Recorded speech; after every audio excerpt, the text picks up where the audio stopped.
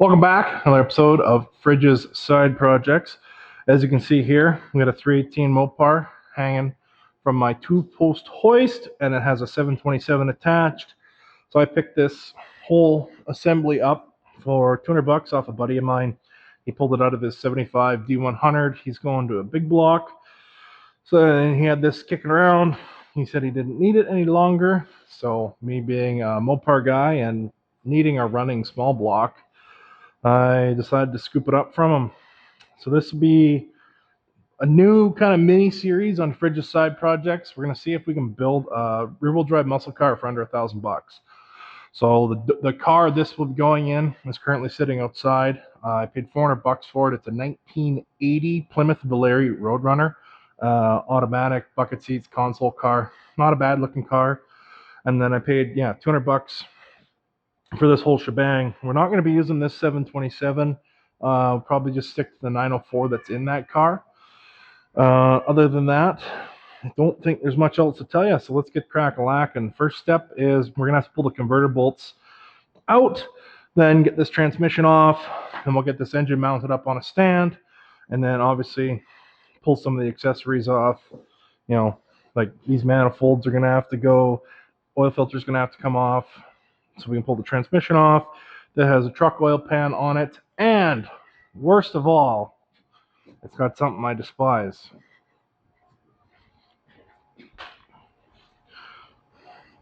A 2-barrel intake. These are gross and icky. I don't like 2 barrels. 4 barrels are where it's at. So yeah, I will be putting on a few speed parts that I have kicking around. Intake wise, we're going to be doing a Torker. It's a Torker 2 maybe. Edelbrock Torker single plane. It came on a project car that I bought a long time ago, and I just have never used it.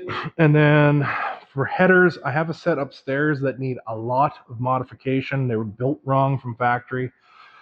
And then other than that, honestly, as you see the package, that's how it's going to go in. You know, obviously we'll have to swap engine mounts and do some of that kind of stuff. But other than that, it's going to be see how cheap we can make this Plymouth Valeri run. And like I said, hoping to shoot for about $1,000 Canadian. I don't know if we'll be able to do that, so I'll probably change it to $1,000 American to keep it on a budget. And like I said, I paid 400 Canadian for the car and 200 for this whole package. So I'm going to say, you know, whatever, $100 for the tranny, $100 for the engine Canadian. So yeah, let's get into pulling this converter bolt. Okay, so let's get started on this process. First things first, oil filter has to come off.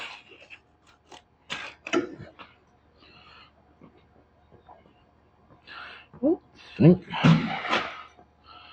think this engine is drained. Must be drained. So yeah, filter's going to come off. I'm going to pull this brace off there. Actually, I could pull the manifold off too right now while I'm hanging. I might do that actually. Oh, one other thing I guess that's changed is I quit my job. I took a different job, and the new job is tools are supplied. For those of you who don't know, I'm a heavy-duty mechanic by trade. So yeah, like I was saying, I'm a heavy-duty mechanic by trade, and this new job I ended up taking, tools are supplied, so I brought my toolbox home. So I don't. These are like 9/16. It's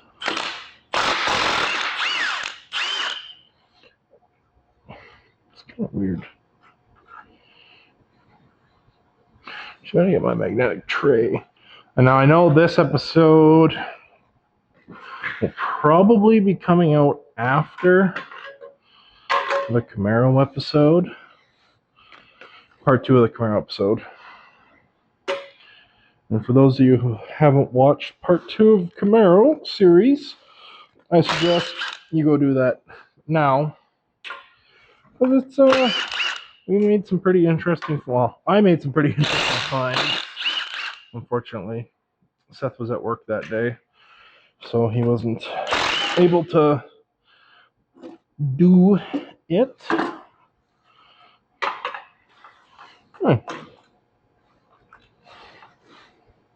Manifold off. Very nice. Ooh la la. And like I said, that'll be getting changed out for headers. The manifolds will be. And also, I found the intake I'm going to be using. So this is a Edelbrock. I believe it's a Torquer. I don't know if it says Torquer on it. But yeah, single plane intake, square bore, dual drilled bolt pattern. Nothing fancy. Like I said, it came with another project car I already had. Actually, a Valeri I purchased. And I ended up putting a dual plane on that car. So I don't need the single plane at all for anything. So I might as well go on something useful. That is socket size 16ths.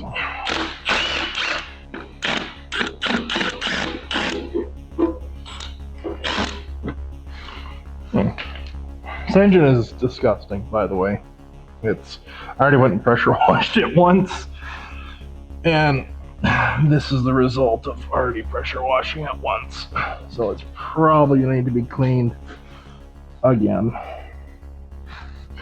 unfortunately. But let's get this inspection cover off.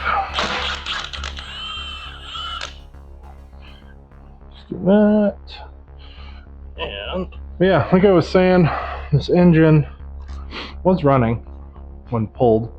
It was pulled, I don't know, a month ago, roughly. My buddy pulled it. Like I said, he's putting a big block in his truck, so he does not need this. That should be everything on this side. Just bring you guys over to this side now. Now, normally, if I'd be doing, you know, an engine swap like this, I'd be doing a little more than just an intake and some headers. But like I said, we're trying to keep this on a budget, be as budget friendly as possible, because, well, with the economy getting the way it is, not everybody's got $15,000-$20,000 to throw at something. So this is, I think, just kind of prove a point that you can slap something together for relatively cheap.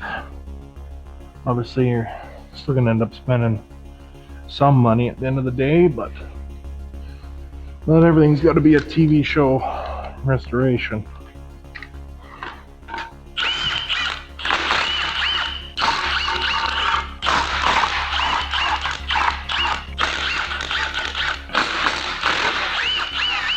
Last one now.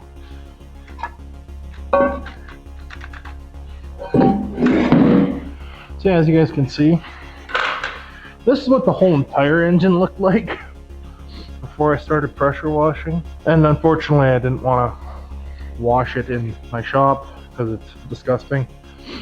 So I took it to the local coin-up car wash, and the one with the pull-through bay for trailers was closed today. So I had to back my trailer with the engine into a bay, and yeah, this was the result.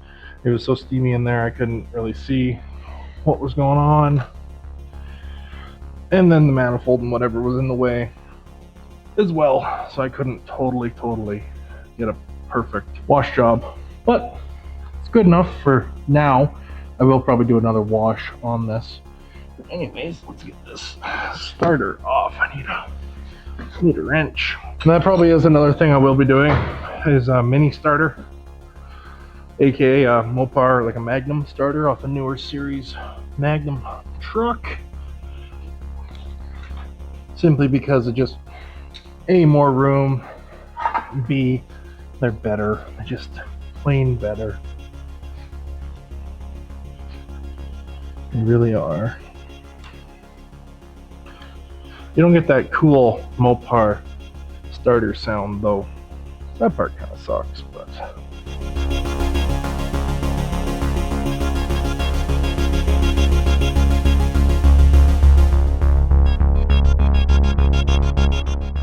Yeah, that's one.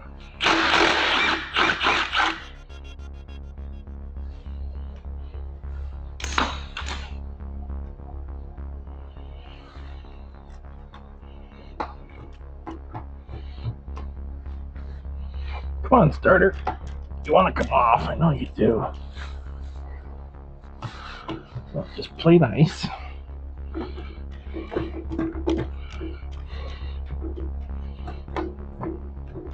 Why is it being like that?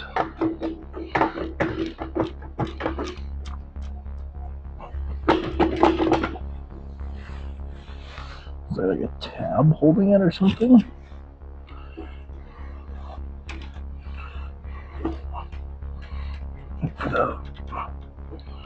What's this? Oh. There we go. Okay. Gross starter off. Now, what's there on this inspection cover? Should just be that and that.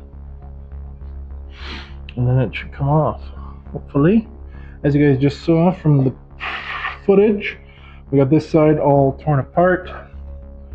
Now we're just working on the driver's side. Got the starter off on the floor. Now we're just gonna do that brace, and then that inspection cover should slide off, and then that'll give us access to the torque converter bolts, so we can pull those, so then we can pull the transmission off. The other side.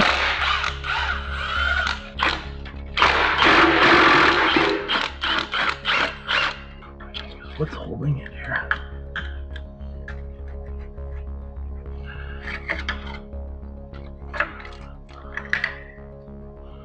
It's like it's stuck for some reason, but I don't know why. So it should just come right off. So why is it acting like it's stuck? I'm gonna try that bolt just in case there's something to do with it, but I don't think so.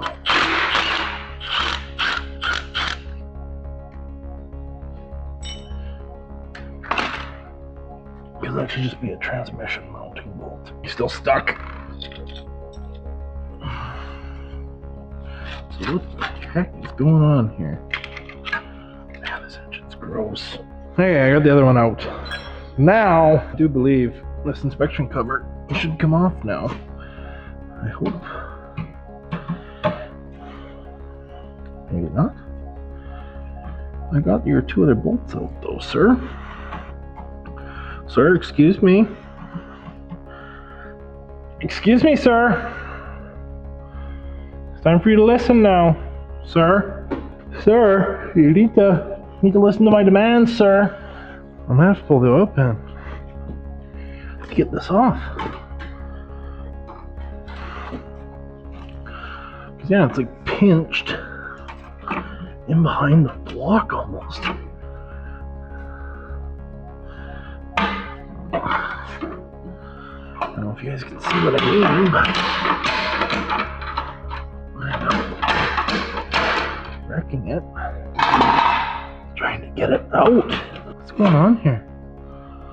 Why is it like this right now?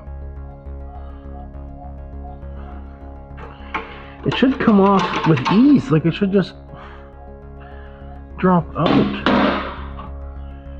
Is that bolt still in there or something? That or else these bolts are causing an issue. But that's out. I know it's out. I can't get it to drop down because the inspection cover's in the way. The bolt itself is out. I'm gonna pull this oil pan. I really didn't want to have to till it was on the stand, but I don't see any other way of getting this off. God almighty. It's really dampening the mood right now. Like I was having a pretty good time, and now it's just like, what the heck? Okay, well, I guess we'll get a creeper and clean my hands for the 4th time and reset up the camera angle. God damn it. Hey, I'm gonna grab a creeper and lay on my back and pull this oil pan off. I guess. I don't see any other way that inspection cover's coming off.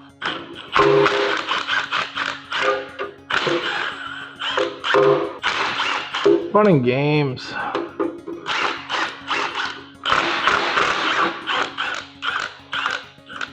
So yeah, for those of you who don't know, on a small block Mopar, 2 of bolts actually go into the timing cover, bottom of the timing cover, and they suck it down.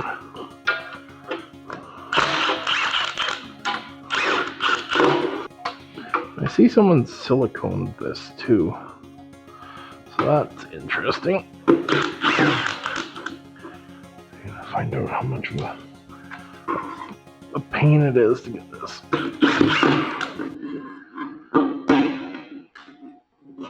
pan off. I wish the camera caught that. That was kind of sick.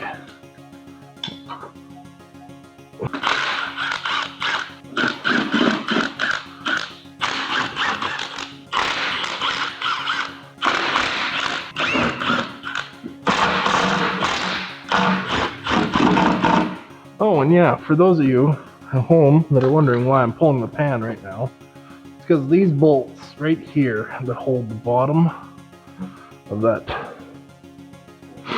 inspection cover, they don't come out. Now, if it was like a car pan where the sump is here, those would come out no problem, but being this is a truck pan, which has the sump at the rear, it's a problem, unfortunately.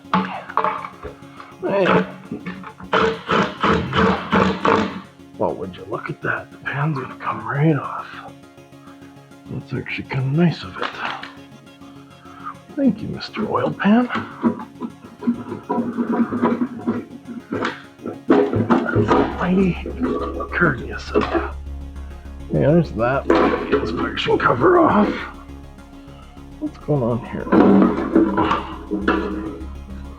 Oh yeah. Okay.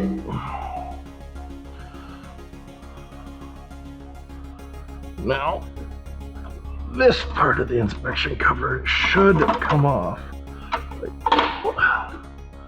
There's literally zero reason why it shouldn't come off now. Yeah, there we go. Oh, what a pain. Okay. Like I said, if there was a car pan, the sump's here. Would have been way easier to do. But anyways, now we have plenty of access to the converter bolts. So let's do those now. And actually, while I'm under here, how's this bottom end look and feel? Pretty good and tight, actually. It's in the oil pan. Oh, nice layer of goop. But I mean, not the worst oil pan I've ever pulled off either. It's not full of metal. A little bit of metal, but none that's that bad. I don't think anyway. Okay, now I'm gonna go clean my hands for the 50th goddamn time tonight. And then we can pull some converter bolts. And then maybe we'll get a transmission off tonight. If we're lucky. Okay. Boom. That's the last converter bolt. Now, pull the transmission bolts out, except for the top 2. And I'll set this engine down on the tire, and then undo the top 2 transmission bolts, and then it can go bye-bye. It'd be nice to have a cameraman with like clean hands that could just go around to show what I'm doing, but I'm not afforded that luxury, unfortunately. Sort of the TV shows, they don't show you this kind of stuff, you know? The struggle of being a car guy, hating your life, regretting all your life decisions. Yeah, the TV shows don't show this part. Oh boy. But anyways, let's pull this transmission off. not hit my head this time on the hoist arms. That 9/16, no, it's 5/8. Where's the 9/16? This one as well. Okay. Now, set this puppy down onto the tire. Down we go.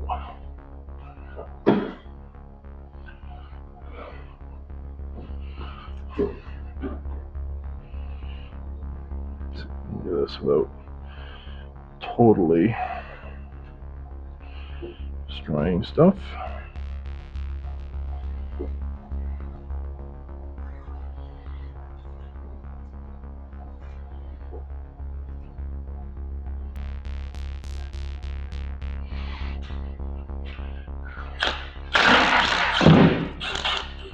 Oh, very nice.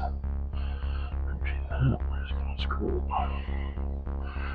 Get a place, and voila. Transmission is removed mostly. I'm going to have to lift it back up so I can get the tranny lines free, but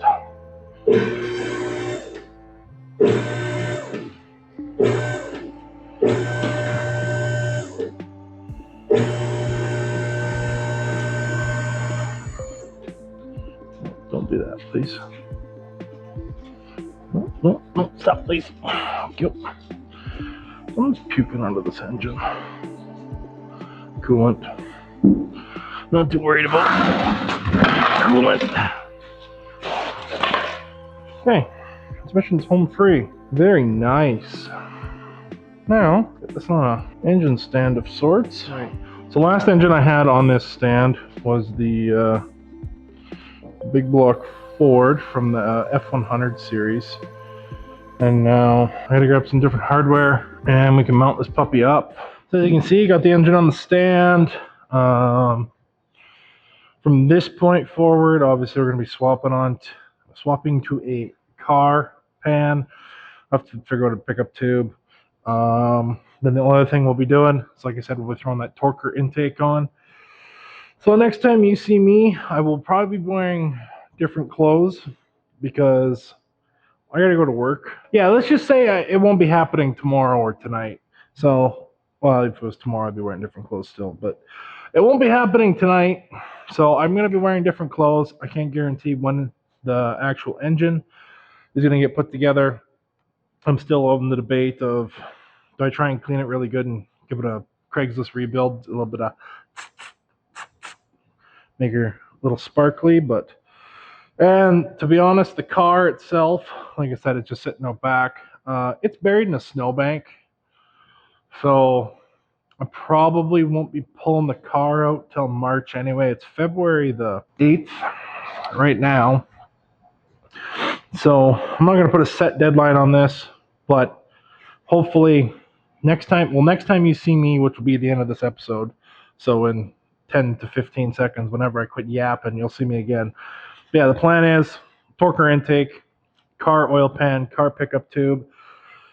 I'll probably cave and give her a good degreasing and give her a little just to make her look pretty. But yeah, other than that, there's nothing really to it. I'm keeping everything bone stock, like I said. No, this is the budget of budget builds currently. But yeah, the car, next episode, well, I'll sign myself out at that point. Yeah, I'm calling it a night because it's 8:30, 8:45. No, it's 8:30, and I haven't eaten since noon, so I'm starting to get a little hungry. Yeah, this isn't the end of the episode, but I'll see ya when I have a change of clothes, and it's probably been not quite a month, but 3 weeks. Catch you then. I don't really remember where we left off. It's been 3 weeks. For you guys, it's been 5 seconds. But as of right now, the plan is for tonight.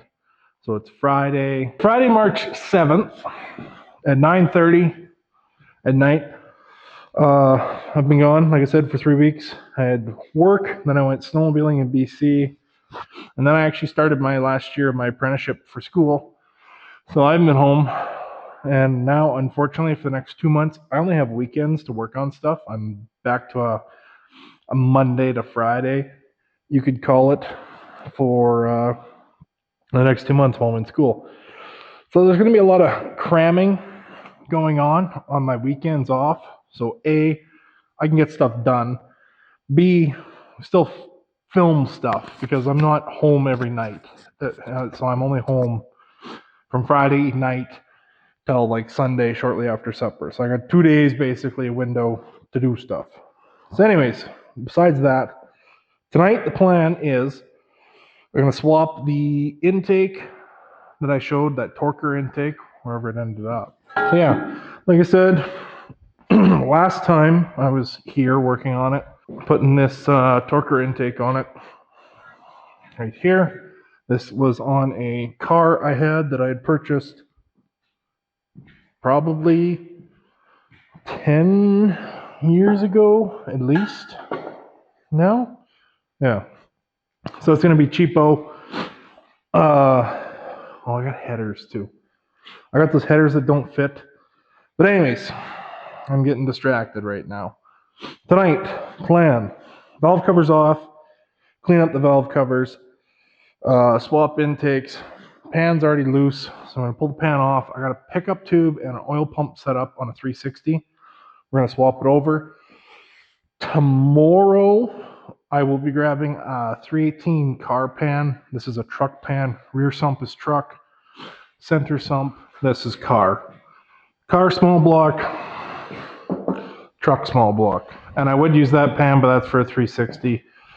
And they're different size, so it won't work. So let's get into this. So this is all my oil pan hardware. I don't need that. For right now, breather. This is that stabilizer bar. Also, I'm not painting this engine. I was debating it, but I don't have paint, and I'm not waiting to get paint.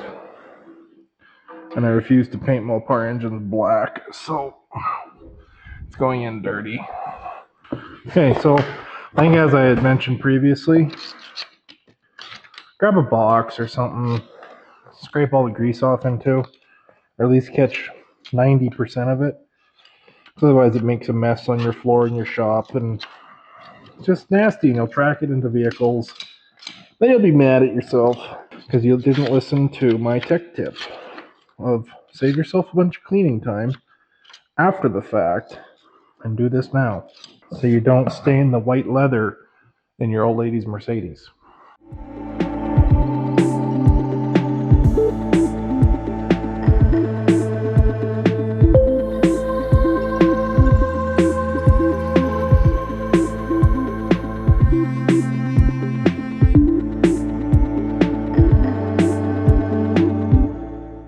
Oh, I gotta do a fucking timing chain on this thing too. I think it's slopped out. We might skip that. How sloppy is it?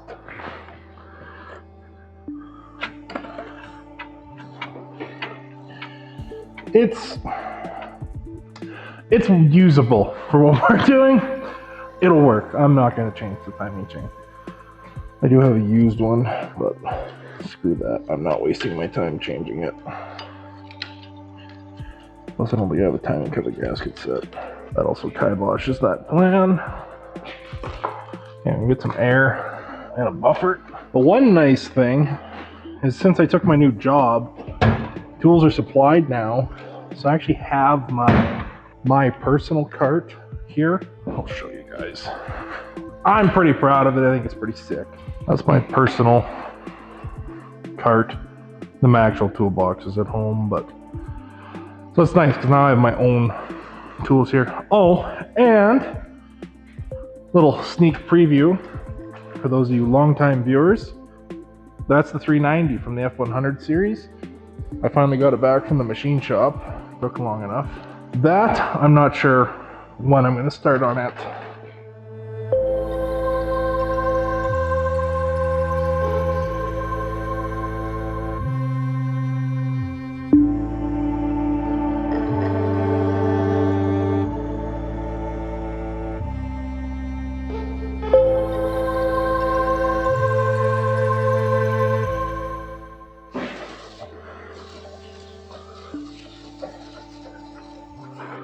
Clean enough for who it's for.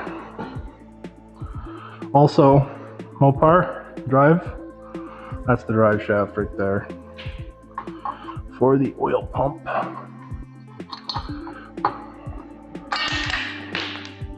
I need a new hog ring for my Milwaukee apparently too. So the only thing I hate about the Milwaukees is the hog rings. They, after a while, I've had this one for like 2 years, 2.5 years. They fuck up after a while. Okay, I'll cut back to when I'm torquing them. Torque wrench.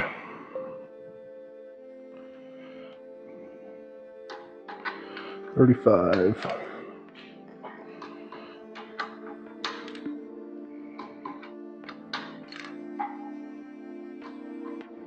Good enough. And I'm gonna leave that out because that's what the intake bolts take. Now, I'm gonna do what most in the industry would condemn me for, but I don't care because A, this engine's not that special. B, I don't agree with people's sentiment on it. Take one of these, clean it. So A, two things. Blue disc. Blue disc is for aluminum. It's not gonna take off a bunch of material on steel unless you sit in one spot. Which brings me to my next point. Always keep it moving. Don't sit in one spot and buff and buff and buff and buff. Guys are always, you know, saying, "Oh, you can't use this. You gotta hand scrape it with a razor blade and blah blah blah. And it should take 37 hours." No, it doesn't need to take that long. Blue disc. Don't sit in one spot. You will not have any issues. I also put rags. Try and keep shit from inside the engine. I'm going inside, I guess I should say. Actually, this one I will maybe do a quick razor blade scrape because there's still pan gasket material on it.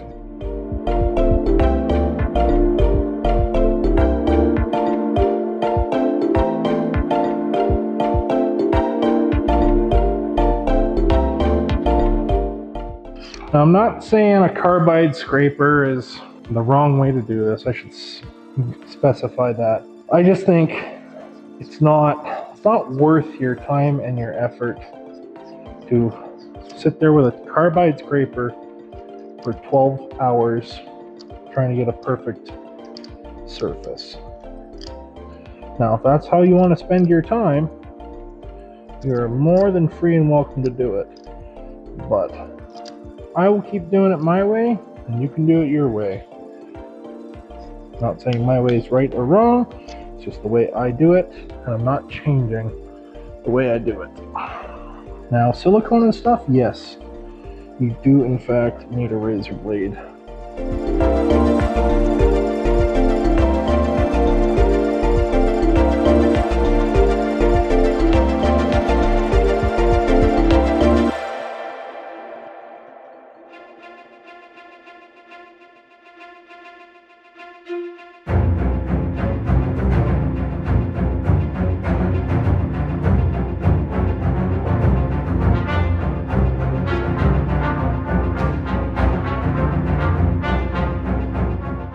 Here's the other thing I'll show you guys too, just to show you. So you see how right there, you can kind of see it. So there's like, looks like there's little scratches in the metal. Right there, you can see it better too. That's the finish from when they machined this block. If you don't take that away, you can still see those scratches, you're not hurting nothing.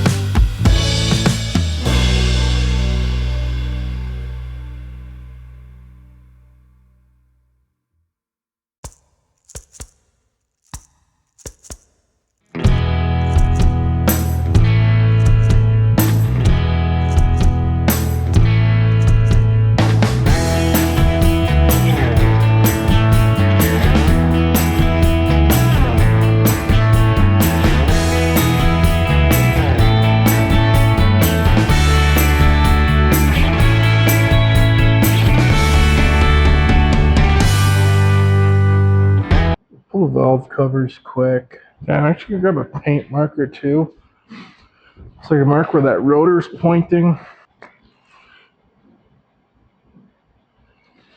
I know my vacuum advance is pointed right there.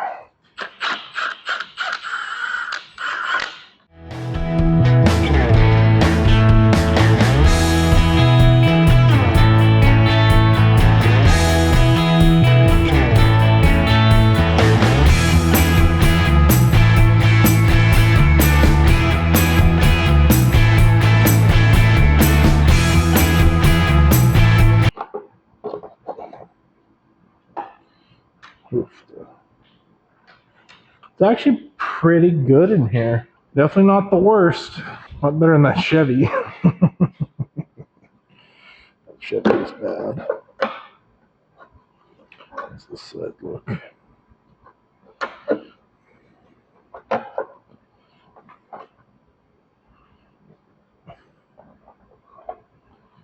Yeah. These gaskets, hard as a rock. Like, crumble in my hand. So that's also why I'm pulling them. Because they leak. Scariest part about all this is, I already went and pressure washed this engine once.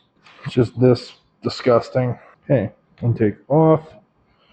Look in the valley. I don't think, like, this engine was running, like I said. Only reason my buddy pulled it is because he was putting a 440 in his truck. So the nice thing about Mopar distributors, if you pull them out, you can only be 180 out.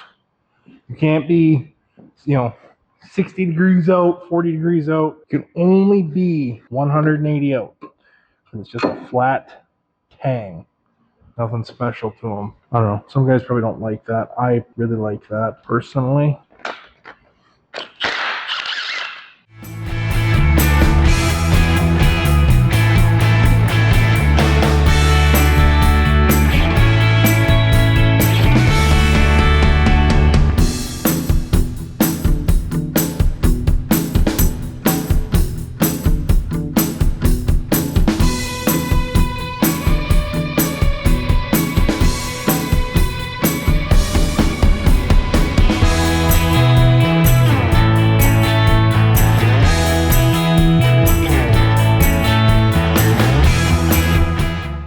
All the bolts.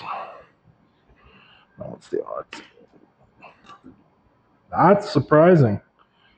You'd think I almost had this off already. I didn't, but how easy that popped.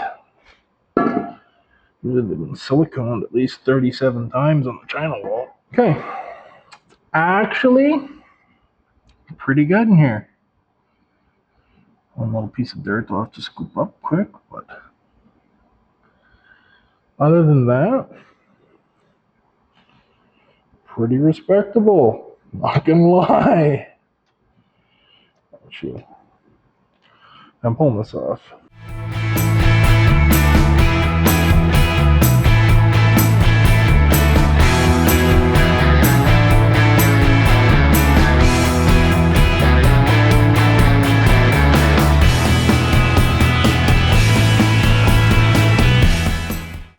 I don't think this intake manifold's ever been off. It still has the factory. Like, that's great. I've never seen that before. Still got the factory China wall, like, holder inserts. That's cool. I've never seen that before. Usually they're long gone. Right there. Kind of cool. Usually you don't see them. Usually they're, like I said, usually they're long gone. Some previous owner got rid of them at whatever given point. But anyways, so let's clean this surface up and then prep the new intake for install and new used intake. Get that on tonight.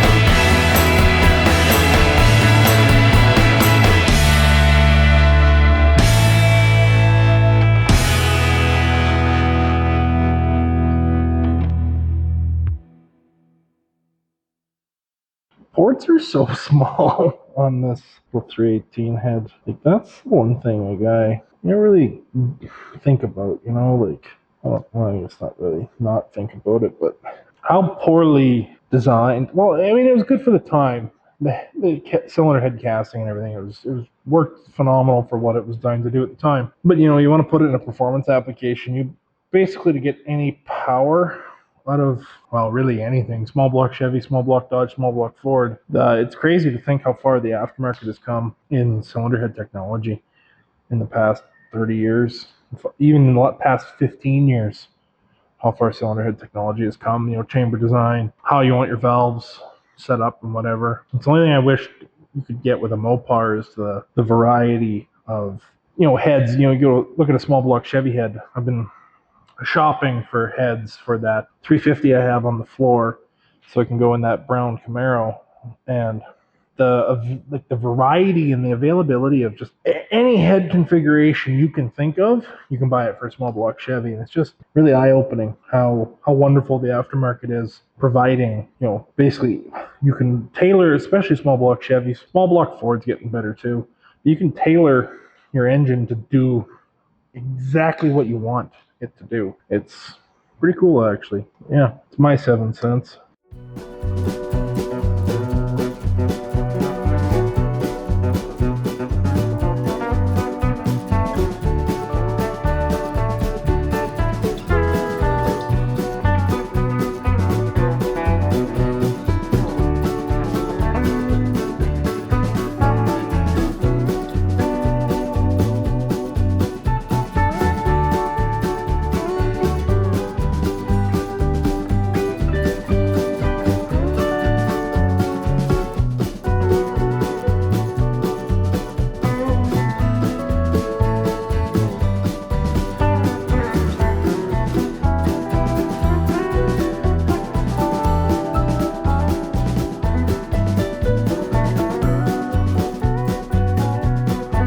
Boom.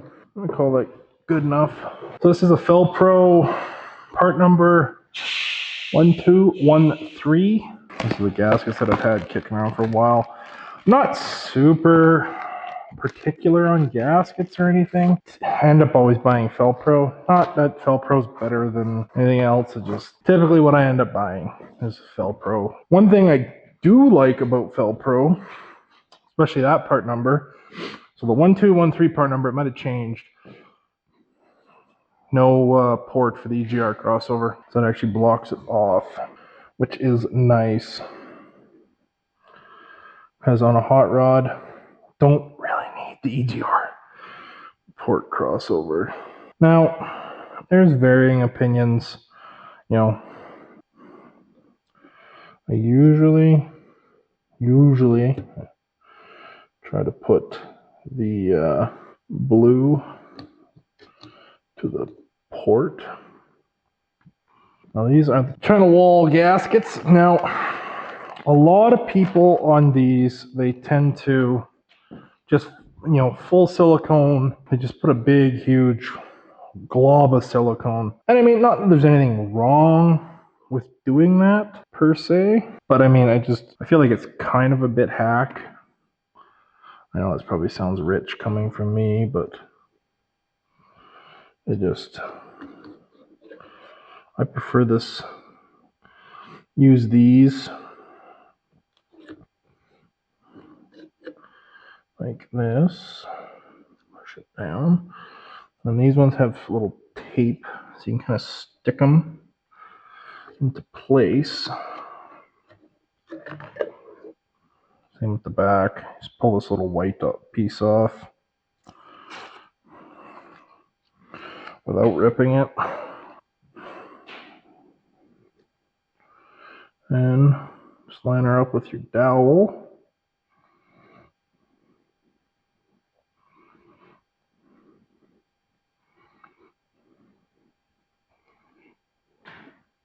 Stick her down. So now,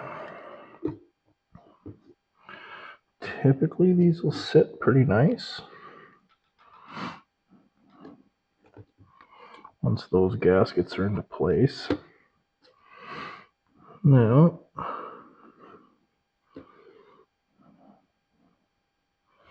Now that those are there, I'm going to clean those intake bolts quick. And then I'm going to silicone, and then I'm going to put the intake on. So the bolts all cleaned up. So put some silicone down in the corners, and we'll plop this intake on quick.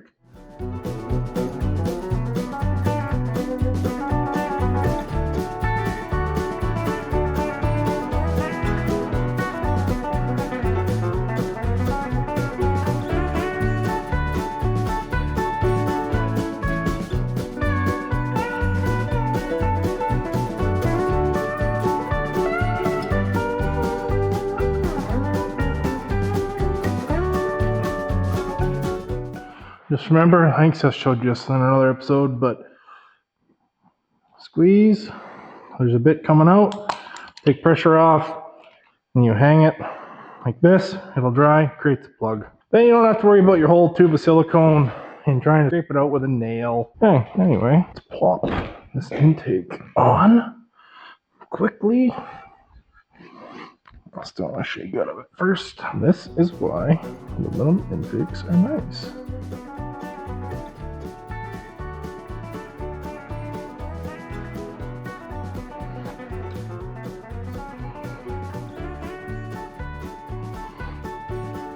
Oh. What's it hitting? It's hitting something. Oh, it's those metal pegs, isn't it? I'm gonna pull those out.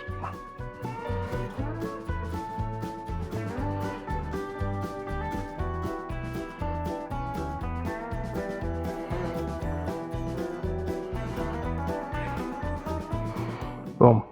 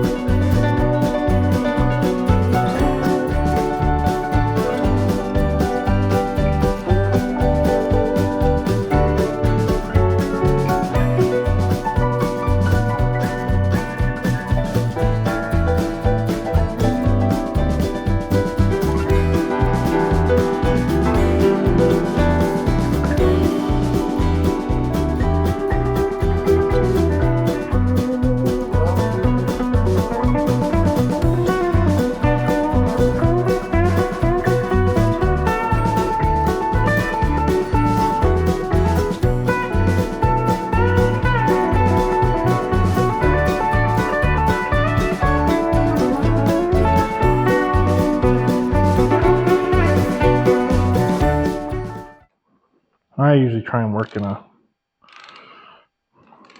star pattern.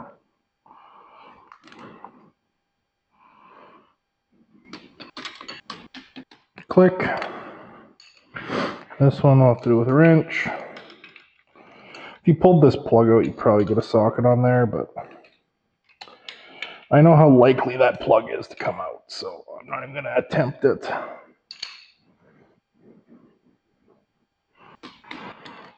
Just double check these. They shouldn't have loosened.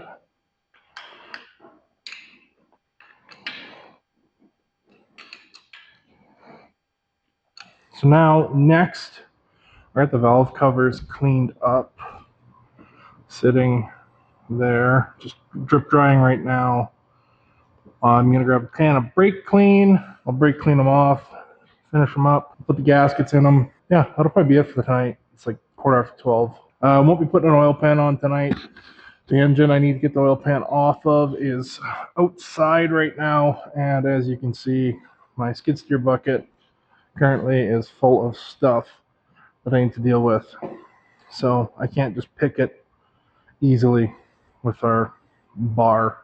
Enjoy me putting valve covers on that are not painted. Okay, so clean the valve covers up, brake cleaned them off. There's brake cleaned and wiped this surface here. Valve cover gasket part number VS13395.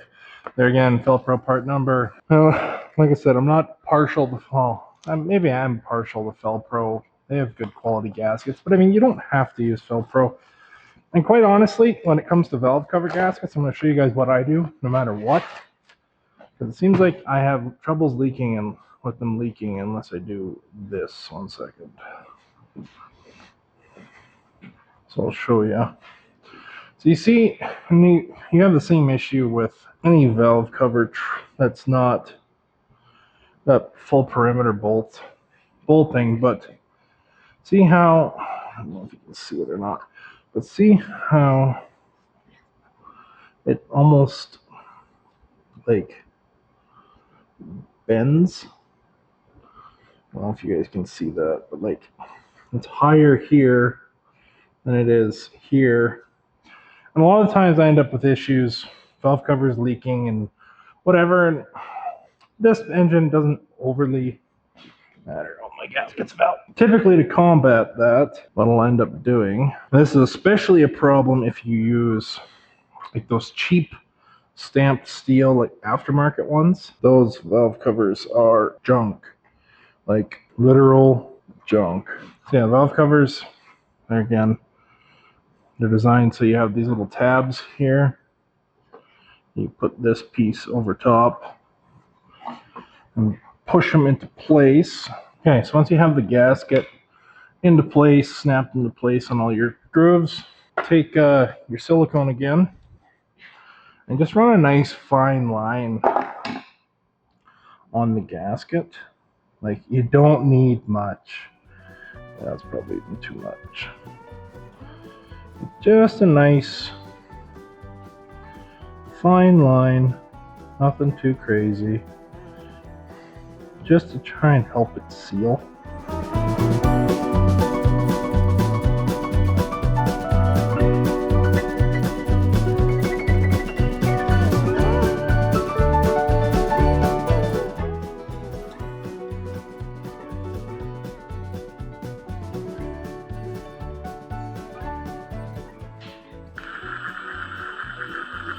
Tight.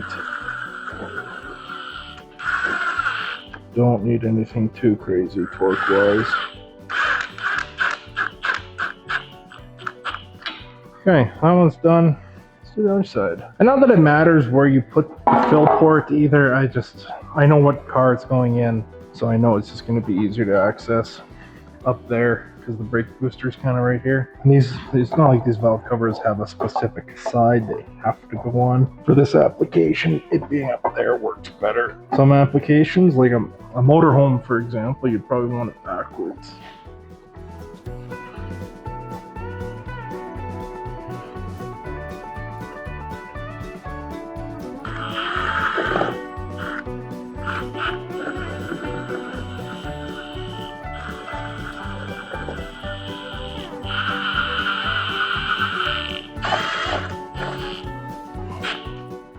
Okay, boom.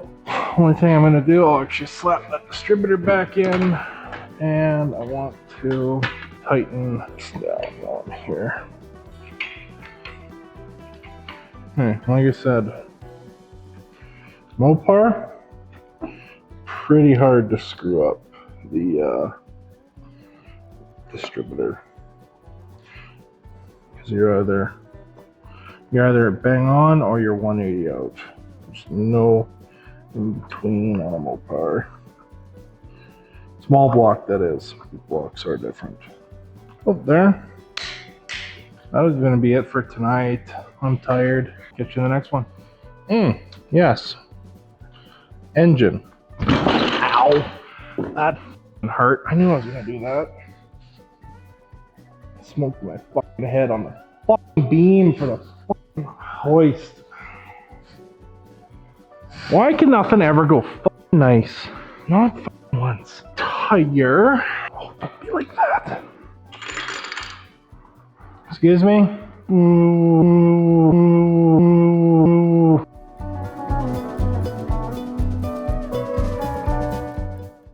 This is a 1980 Plymouth Valleri Roadrunner. And as you can see, All the parts and pieces for it are either inside the car, as you can see here, or in the trunk, which I don't have a screwdriver on me.